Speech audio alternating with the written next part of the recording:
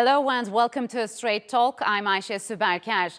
Already international support is pouring in for Libya's new interim government. It has been tasked with leading the fractured country to elections at the end of the year. Formed in Geneva under UN-sponsored talks, the new leadership will have a lot on its hands, from maintaining a shaky ceasefire to laying the groundwork for a lasting political solution. Libya has endured a decade of chaos since the overthrow of longtime ruler Muammar Gaddafi. Leading the team will be former diplomat Mohammed Al-Menfi, who will head the three-person presidency council. Their mandate won't be easy. December 24th. That's the deadline for parliamentary and presidential elections. In just 10 months, the interim government will have to strike a delicate balance between armed groups and foreign powers who are ready to work with Libya's new leaders. But will that be enough time? Can Libya's political fractures be healed in time for a free election? To discuss this further, I'm joined from Istanbul by Ahmet Uysal. He is the director of the Orsam Center for Middle Eastern Studies, and also from Istanbul, Anas El-Gomati. He is the director of Sadek Institute, a Libyan political and security think tank. Gentlemen, welcome to Straight Talk. It's good to have you on the program. Anas, what's your take on this new transitional government, and has this come to you as a surprise?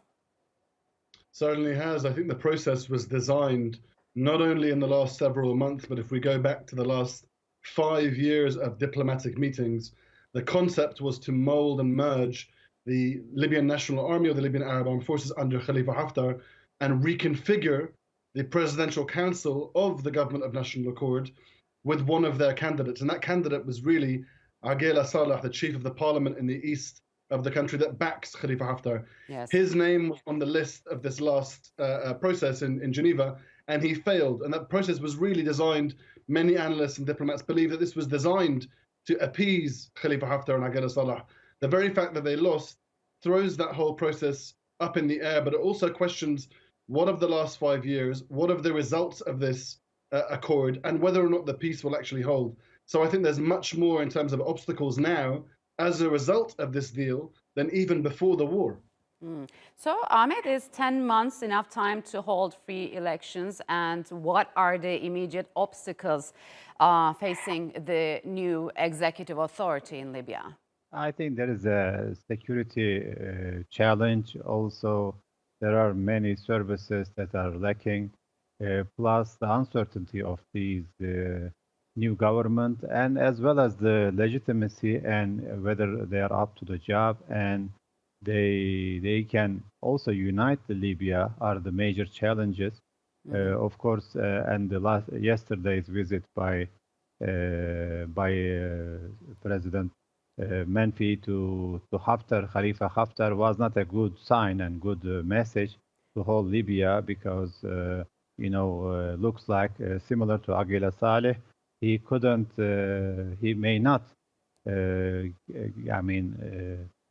get out of the control of Khalifa Haftar, and this is a bad sign because he was the instigator of this coup, and he tried to topple the legitimate government more than once, and so there are suspicions and doubts about the ability plus the legitimacy of this new government. And of course, I mean, it is better than before. I am not as pessimistic, but whether they can do it is a big question. All right. So, Anas, what do you make of Aguilas Salah's statement, recent statement, that the government must work from Sirte until Tripoli is cleansed? Otherwise, there'll be no vote of confidence. What's your take on that statement? And could this alone derail this process? Absolutely, sure. We've seen this film before. Aguilas Salah frustrated the Government of National Accord from 2016 onwards by rejecting a parliamentary vote, subsequent parliamentary votes to ratify the government. And so I think what he's threatening to do is to continue as he has done before and spoil again. And I think that's, when we see this in its broader context, let's not wrench it out of its context. Aguilas Salah was sanctioned as a result of that in 2015 and 2016 by the European Union. He was released from those sanctions as a result of the latest political developments in the last few months in the negotiations that took place in Geneva. So I think Aguilas Salah knows now that not only can he spoil, but that he's immune from sanction again. I mean, it's double jeopardy. You can't do it twice almost. And I think the second aspect is that the language in of itself is not only reckless, to use the word cleanse, but it tells you that conflict dynamics on the ground are as they have been, irrespective of the process. Aguilas Salah still wants to see the military opponents that they failed to overcome over the last 18 months in Tripoli.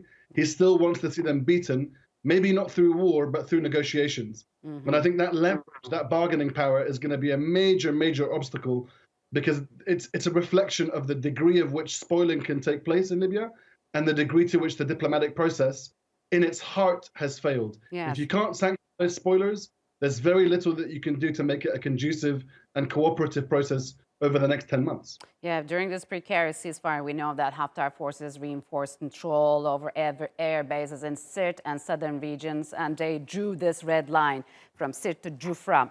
We'll see what's going to happen to that. So, Ahmed, how will this transitional government impact the international players' presence in Libya? I think it works on both sides. The international players, they want Libya in their wishes, in their version. And of course, there are many sides that support kind of illegitimate coup type of government, which doesn't depend on popular legitimacy. But people of Libya also get tired, and they rejected the coup attempt by Haftar and their supporters. Now they have to balance the inside and out, and Libyan people are tired of instability and conflicts and etc. They are lacking major basic services and in a very extensive way. So they want to solve their own problem. They know they have resources. The Libyan people has resources, and they want to use them. But these spoilers, I agree with Mr. Enes, because the spoilers are not punished or are not discouraged by the international community and by the international law, and they are repeating their mistakes and their futile attempts for taking over, and this is not supposed to be. And the new government now try to balance the. I mean, we know that the UN has the kind of tutelage over the process right now, which is not totally good, because it doesn't leave the decision to the Libyans, and there are many foreign interests at play in Libya. But if they can manage to balance between the two, I think they can proceed. But we'll see how capable they are. Yes. So, Anas, how did Cairo, Moscow, and Paris react to the new government and, of course, Aguilas Saleh's defeat? Will they genuinely accept the outcome of the elections?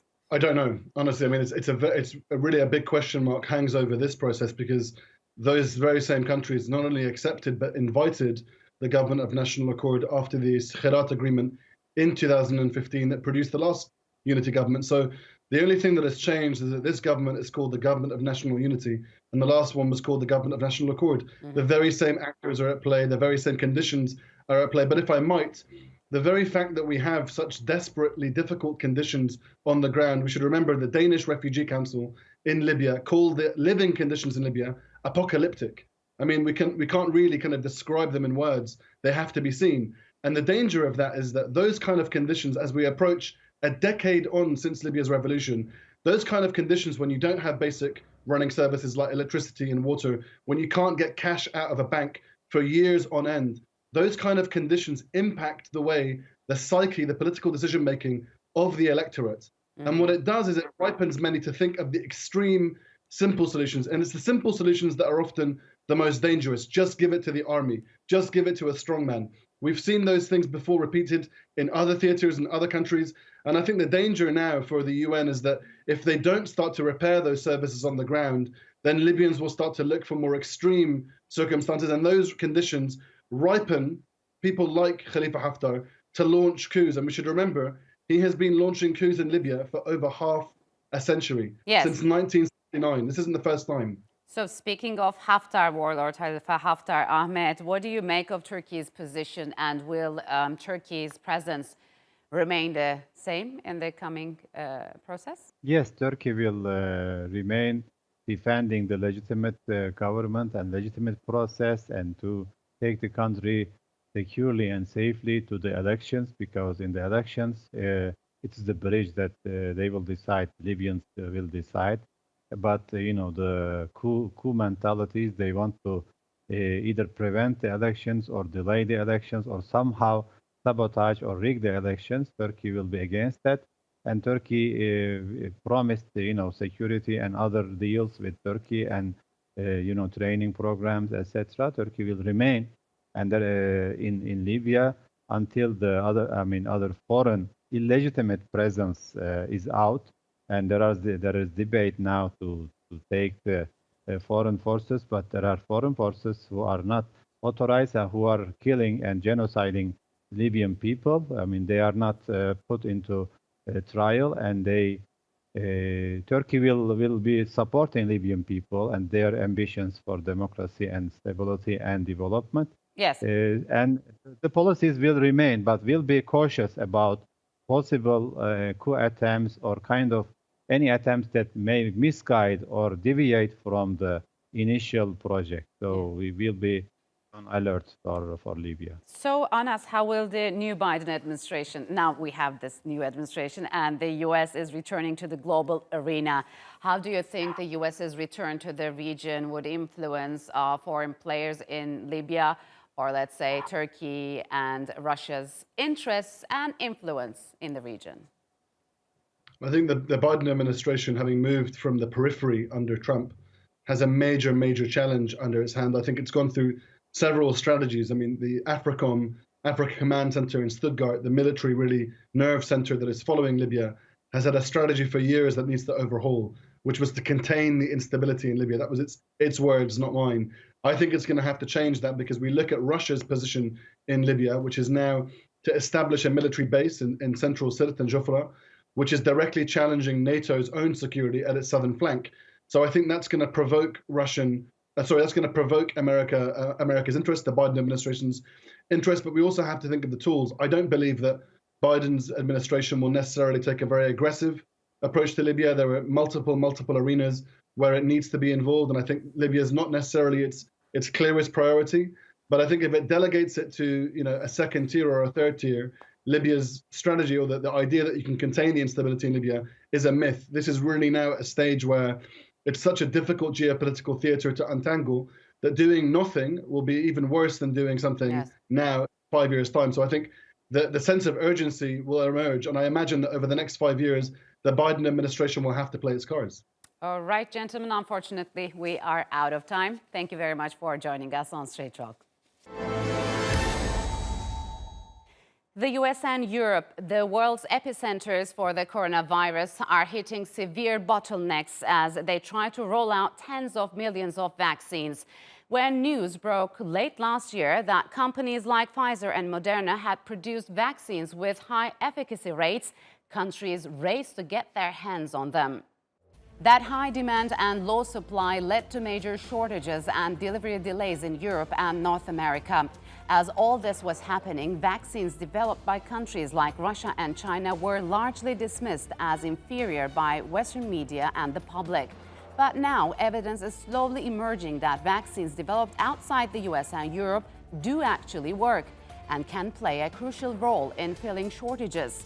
Countries across the Middle East, South America, and Asia have approved the use of both the Russian and Chinese vaccines along with their Western counterparts. And they haven't seen the logistical jams hampering vaccine rollouts in the US and Europe. So, is there a political bias towards certain vaccines? Is it warranted, or should science and data always rule the day? And to answer that, joining me now from Ankara is Serhat Ünal. He is a member of the Coronavirus Scientific Advisory Board set up by the Health Ministry of Turkey. He is also the head of the Infectious Diseases Department at Hacettepe University. And from London, Oksana Pijik. She is a lecturer at the UCL School of Pharmacy. Oksana, Serhat, welcome to Straight Talk. It's good to have you both on the program. Serhat, could you talk to us about Turkey's vaccination drive and how have the results been so far? Well, actually, it is so good so far. As you know, we have started the vaccination program in the middle of January, 14th of January, with the healthcare personnel. And immediately following that, we have started to vaccinate the elderly people, starting with 90 years of age, and then coming down to 80, 70. And tomorrow we are starting with the people over 65. And so far, there are more than 3.5 million people has already been vaccinated, and about 350,000 of them are the second doses. We have the Chinese vaccine, what we call Sinovac, that we are very familiar actually. As you know, we have done the phase 3 study of that vaccine in Turkey. Yes. And we have just finished that study, enrolled more than 10,000 people, about 10,500 people. And we are working on the efficacy and the side effects, all that, packing it up, and we will publish it very soon. So how has Turkey managed to vaccinate its citizens that rapidly, Serhat? Well, in the first half, the healthcare personnel, we all were in the hospital, so it was the easy part. Each hospital, including the state hospitals, university hospitals, or private hospitals, we had organization for vaccination. We have organized, for example, in my hospital, we have organized what we call vaccine rooms, and each room is occupied by a nurse, and a doctor is also taking place over there. And in this second part, when we go into the elderly people, some of them are the people who are living in the houses where the elderly people are taking care. And it was easy. The team has gone there and vaccinated them. And beyond that, again, the second program included all the hospitals and the family physician centers who are experienced with vaccinating. And we have a special program, computer program. When you go in there, it says you whether you are eligible for vaccination or not. And if you are eligible, it says, do you prefer the family physician or a hospital? Wherever you prefer, it gives you an appointment. And if you go to the destination at the exact time, you get your vaccination. It was easy and smoothly run. All right. So, Oksana, for months, we know that some European countries were skeptical of the Chinese and Russian vaccines. Why is that? And is the mistrust rooted in the political bias against those countries' governments, or is it based on hard facts? Well, certainly we see that some European countries are actually using a variety of vaccines. And actually, Serbia is a good example in which they have sourced not only Pfizer and AstraZeneca, but other vaccines from Russia and China as well. But on the, if we're looking at it from a broad perspective, we still are awaiting further, let's say, authorization from the World Health Organization through something called pre-qualification. So all of that review process from the WHO has not yet been completed, and that starts right from the very basics of even assessing the quality of the manufacturing facilities, everything. It takes a long process if you're beginning from ground zero, let's say. So that process is lengthy. I think there's a second part here as well, which is around the West is already, or if you think about Europe and UK, US, they already have their own vaccine hesitancy, anti-vaxxer issues, even with vaccines that are being developed within this region. So when you're also compounding onto that additional factors, I think the governments, despite the fact that recent publications around these vaccines show efficacy, show that they are effective vaccines. So the science is there to support that they do work, but it's also one that needs to be supported by the population. And to some extent, even just any vaccine at this stage has become a very polarized issue politically, with those for and against, no matter where it's from. So I think that governments have a tremendous challenge in not only dealing with the supply issue, the shortages internationally, but even the perception of a homegrown vaccine versus those in, let's say, more authoritarian governments. Yeah. So, Serhat, what do you think the Turkish government and people were open to receiving vaccines from multiple countries? Well, Turkey has preferred Chinese so far, but they are in the market to obtain the other ones. The Pfizer vaccine will be available soon in the country. And as you know, Turkish government has done an agreement with the Sputnik 5 vaccine to produce in Turkey. The process is still going on. And they have negotiations with the AstraZeneca vaccine as well. at this stage, whatever you can reach that is authorized, it has been proven that it is safe and effective. We can use any of them. And the Chinese was the first one that was available in Turkey, so we have started with that. But beyond that, the phase 3 study that has been run in the country, it's a kind of, I would say, guarantee. I mean, it made this vaccine more trustable. On the other hand, we have been included in the Pfizer vaccine as well for phase 3. So we are ready for that too. But it's depending on the how many vaccines, how much vaccines you can obtain from which company. Yeah. So now that Europe and the US are facing critical shortages, Oksana, some countries like Germany and France are debating whether to start using Chinese or Russian vaccines. Did their initial prejudice cost them time and maybe loss of lives? Well, certainly, I think that delay in procurement of vaccines has been, in some sense, political. Even we saw tensions between the UK and the rest of Europe in the distribution of the AstraZeneca vaccine, and Article 16 of Brexit, which the EU tried to push forward and then later U-turned on, which ended up being a big diplomatic crisis. So I think the really bottom line message is that if you should be, if you have the ability to get a vaccine, then you should take it. If your country has authorized that and has done the review process, then that vaccine absolutely should be uptaken. And I think that as time will go on and acceptance of international vaccines will increase, and following the Serbian model, it'll be more and more common for European nations to also follow that example and broaden their vaccine portfolio. I just think that it does unfortunately take some time, and unfortunately, as you say, that time does translate into lost life.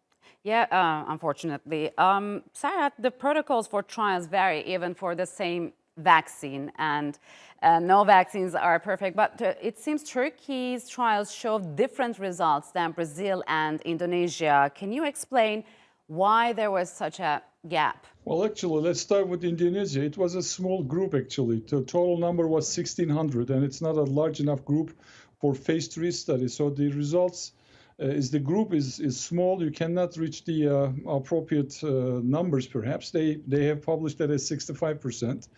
And in Brazil, it was a large group, and they presented their results in a different way.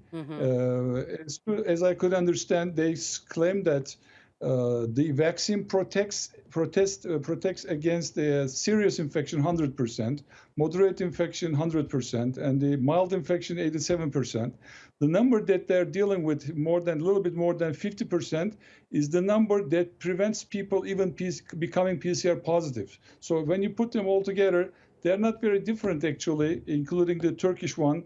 Overall, we have proved that it was 91% effective. So it depends on which way you are looking at and how large is your group is. So, Oksana, now that the richer nations snap up much of the supply of COVID-19 vaccines, what about the poor countries or developing countries? Has COVAX, for example, started sending doses for those in need?